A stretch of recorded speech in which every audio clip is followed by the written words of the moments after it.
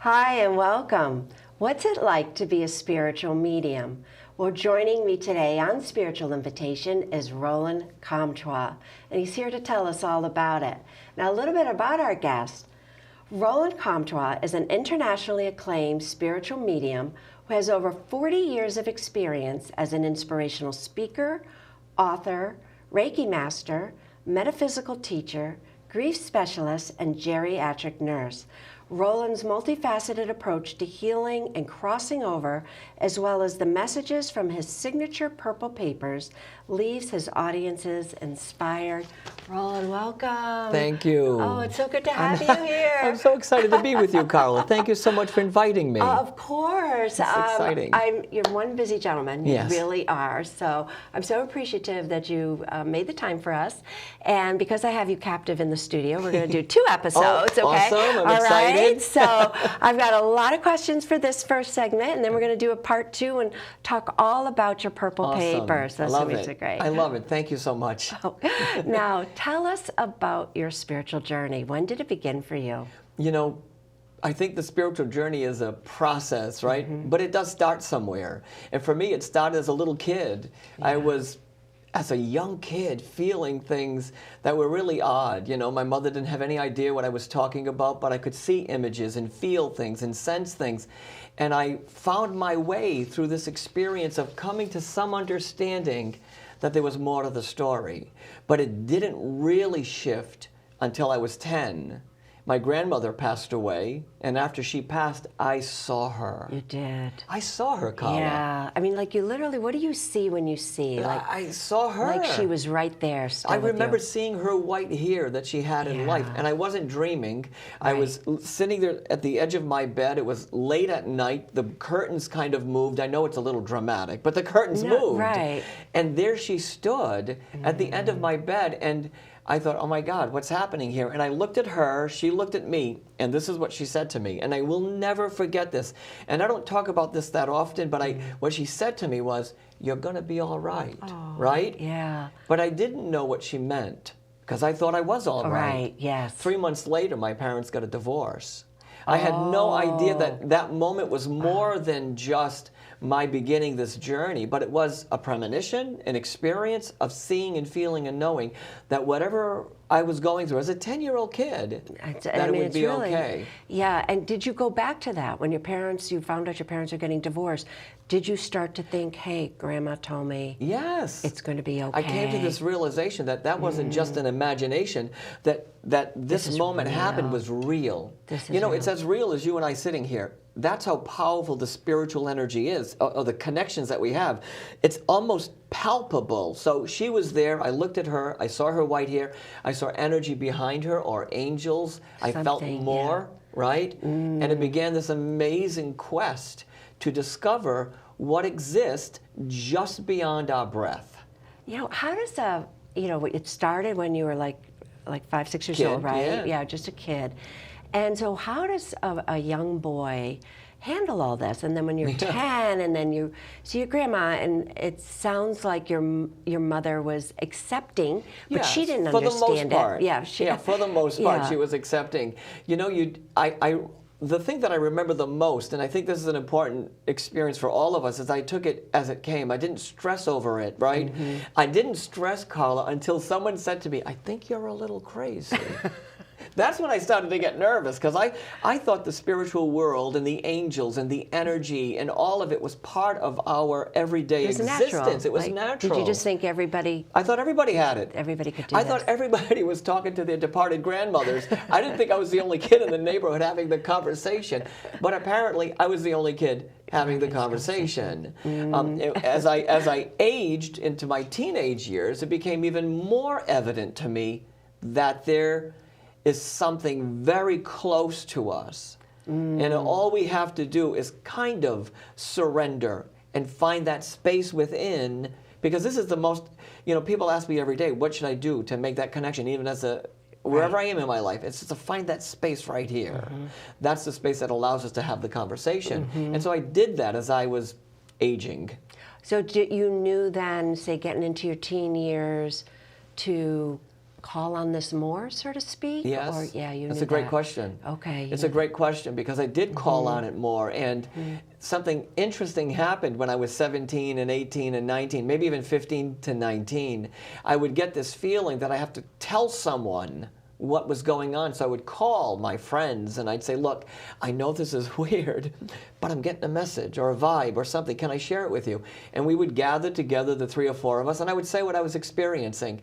And they went along with me. And they've been going, this one person has been going along with me for 40 years. Wow. And listening to those messages and to those moments, So I did call on it. I called on it when my parents got divorced. I called on it when things were hard. I called on it when things were good. Right. Were you getting, when you called on it, were you getting messages, or were you getting like this feel-good feeling so you knew you were safe? And yeah, it was a combination of things. It was that sense of being embraced, that sense of not being alone, because that's an important feeling to have, right? So I didn't feel alone. I felt supported, even though what was supporting me was invisible. But I knew in here that it was real. I knew in my heart, I knew in my soul, in my gut, that moment was a real experience that I had to explore. So I called on it and I trusted it. Right. I trusted what it was doing, what it was saying, what I was feeling. I would tell people. People would say yes, people would say no. I mean, it's been the same way through the entire experience. But it's, the spiritual journey is an evolution. It's a process, and it's taking it one day at a time, one breath at a time, one silent moment at a time to really step through into where you're supposed to be. Oh, wow. So it helped in a way for you to be present in some ways, just to be really present.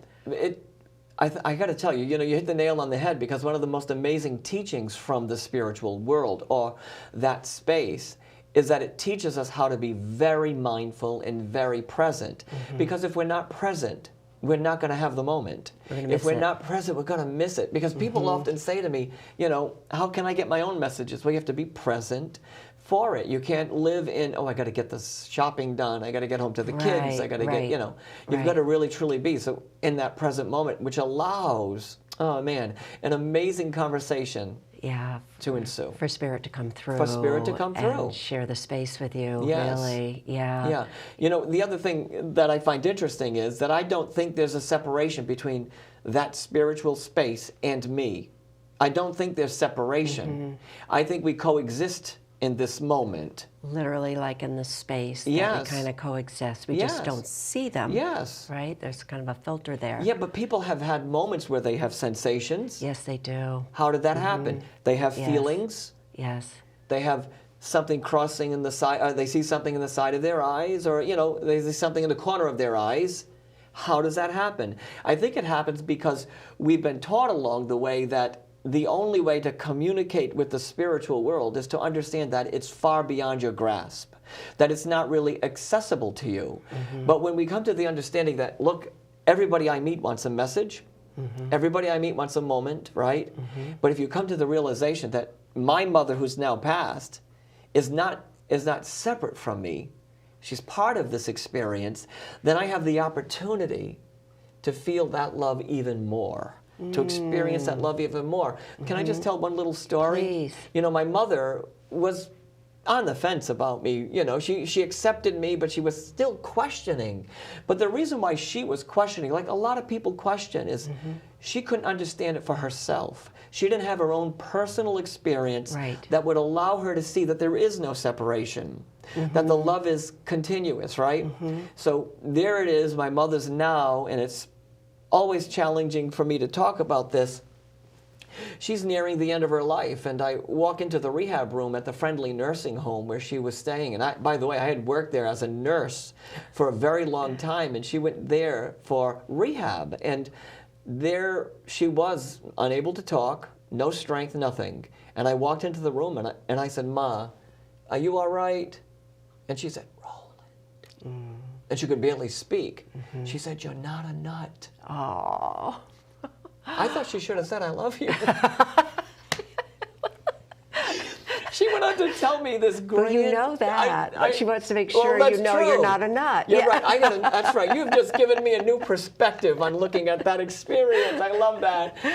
And she went on to tell me what happened to her the night before. And in her dreams, my mother was surrounded by the stories that I had told her for the last 50 years of my life. And she said to me very poignantly, what are you going to do? Like this, with her usual way, right? What are you going to do when I'm gone? I said, I don't know. But I'm going to love you. And I'm never going to forget you.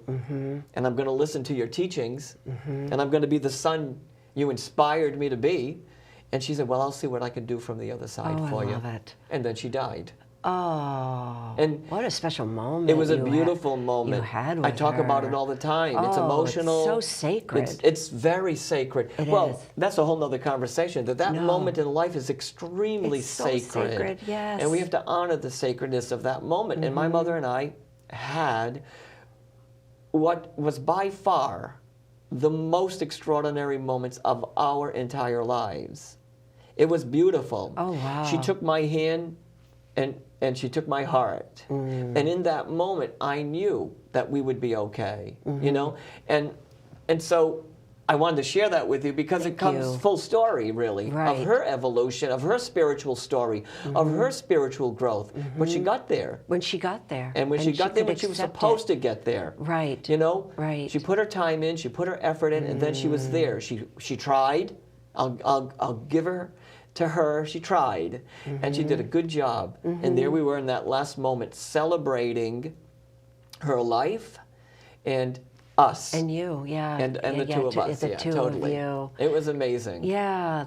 What do you think happens in afterlife? What do you think it's like for us in afterlife? Well, you know, for 50 years I've been telling the stories of the afterlife, and I can tell you that from my perspective, and only mine, as a spiritual medium, as a nurse, as a guy who had a near-death experience, I can tell you from my own experience, but it isn't truth because I said it. It's truth because the minute you hear it, you had a reaction. You felt the same love and energy that I felt at that moment. And so for me, there is something. I saw that something with my eyes when I had my near-death experience. When I'm with the audience of people I meet, I see it in the expressions that they have when they shed tears of relief that they're no longer burdened by a pain that they carry. I see it as a place where we go to, as an existence that exists in this space. I see it as something very beautiful and very powerful, a place to go to, a place to be, a place to exist. So I think it's everything.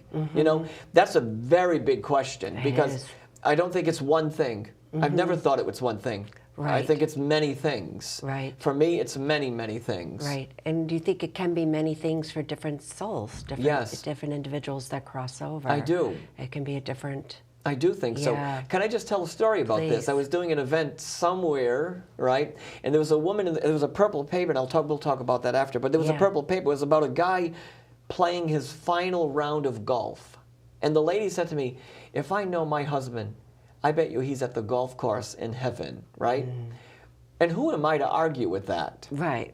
It's not my position. I saw that, I felt it, I shared it with her, and she had some revelation for herself. She came to some of her own discoveries as a result of that moment. So I think it's different for everybody. And do I think it's beautiful? Yes. Is there unconditional love in that space that changes you forever? Yeah. The answer is yes. Yeah. I know from my own experience that it's a yes. It's a yes. One of the things that was most profound is that when I was leaving and I went into that light, that love left me breathless. And it took over and was part of every part of my being. It was in every cell of me, in every part of my soul. And all the parts that were unsettled were eased by the presence of that love. You know that love you get when you hug your kids? Right, I know. Or your dog? Right. Or your moms, or your dads? Right.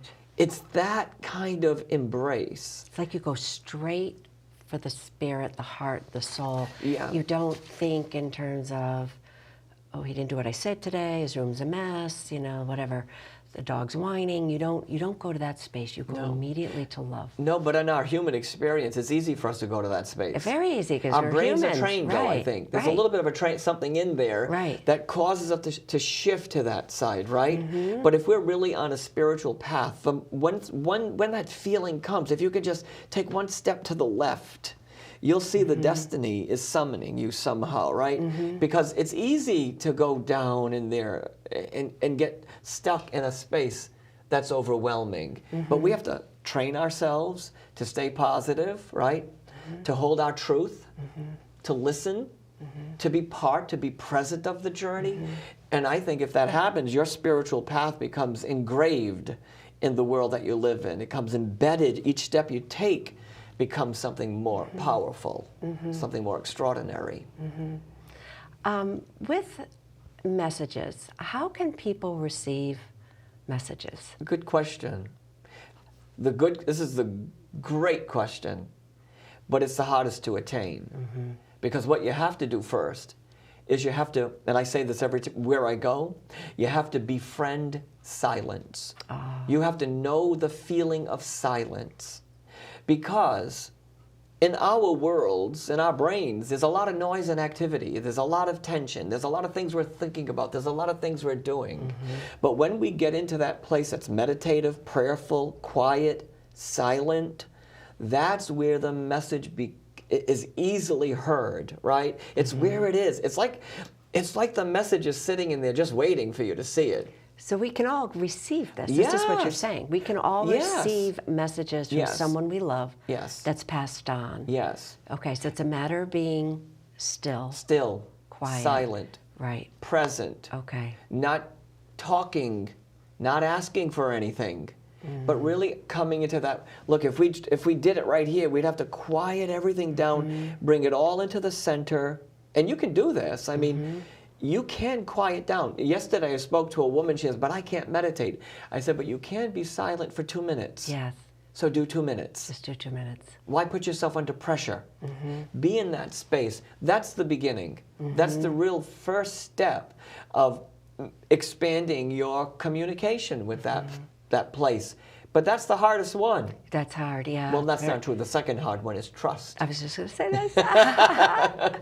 Trust that what you're hearing, spiritually hearing, is real. Here, let me share with you what the difference is between your mind and spirit. Because spirit leaves you, Yeah. Our mind leaves us, you know, you're thinking, you're contemplating, you're trying to figure it out. But the second the spirit leaves a message, leaves something within you, it's a moment where everything is complete. It's before we begin our analysis of what happened. We allow it. We permit it to just... That's it. It's allowing it to happen. And if it's in there, if you can get there without being analytical, and you know what I mean about being analytical. Right. I'm no good at this. Right. No one wants to talk to me. It's my imagination. I made it up because I made it up because whatever. I want to think it. Yeah. But the fact is, when the spiritual world communicates with us, and by the way, just let me say it one more time.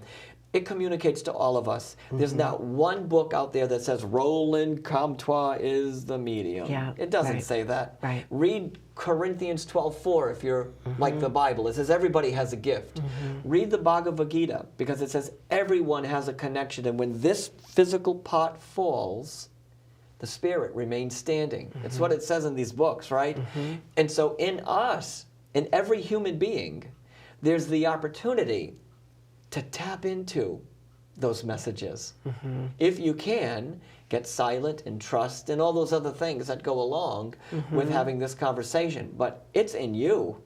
It's in you. It's not, it really isn't in you for me or me for you. Right. I'm glad to help. Right, right. And I'm honored to be supportive. But the truth is, all I can do is get you or anyone I'm with to the threshold of your own understanding.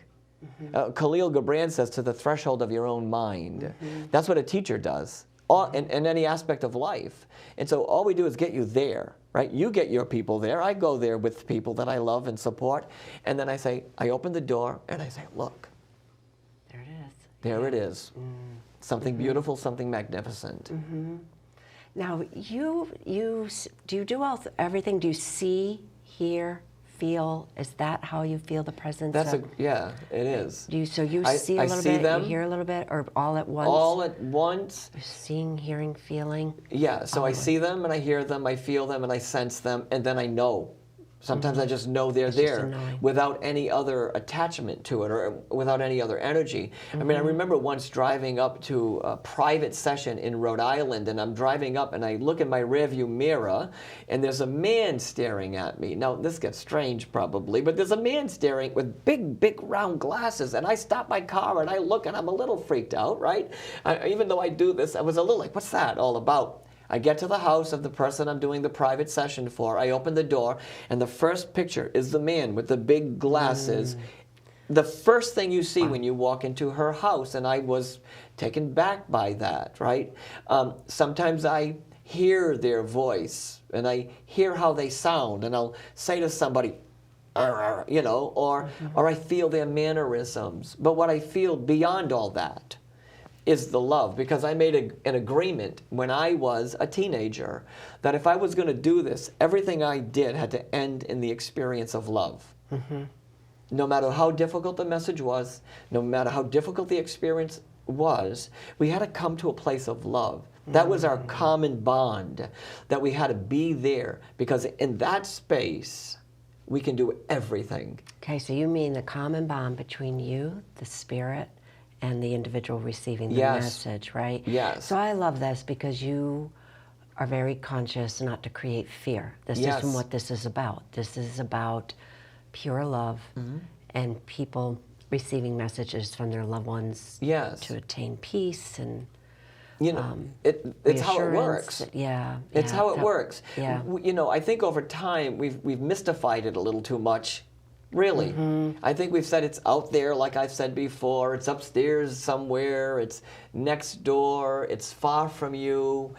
Don't do that. You're not supposed to talk to the dead, right? Whatever right. the words are. Right. But in fact, when we come back to the center, to our heart, to that moment of ease, to that silence and stillness, and just be in that space, your mothers, your fathers, your children, your grandmothers, the angels, the guides, the guardians, whatever you believe that exists there, has a beautiful message for you. It has.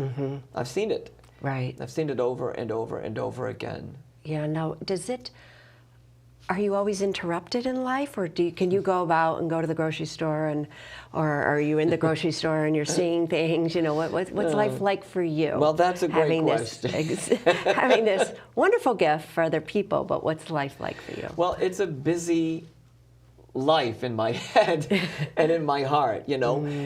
There's a lot of noise, right? In the audiences that I speak to, I tell the audience at the count of 3, say I love you as loud as you can. And they all yell, I love you.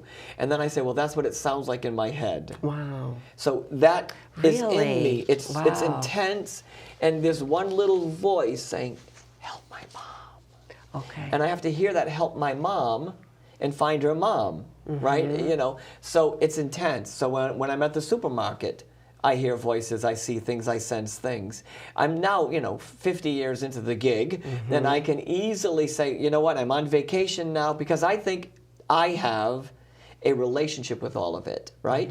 So because I do, I can say, look, I'm on vacation, I'm eating supper, or I'm driving. But there have been times when I have felt so much energy, and all I could do was stop what I was doing and react and respond to it. But it's constant.